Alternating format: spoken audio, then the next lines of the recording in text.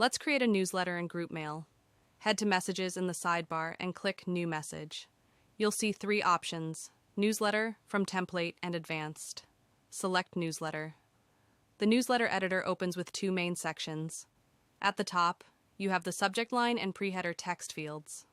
The subject line is what your subscribers see in their inbox, and the pre-header is the short preview text that appears alongside it. Both fields also have an AI button that can help you generate suggestions. Below that is the newsletter content area, a markdown editor on the left with a live preview on the right. Start by typing your subject line and watch the preview update in real time on the right side. Now clear the placeholder content and start writing your newsletter. You can use Markdown for formatting, headings, bold text, lists, links, and more. To personalize your message, use merge tags like double curly brackets first name. In the preview, you'll see these replaced with actual contact data, so you can check exactly how your email will look. Above the preview, you can switch between themes.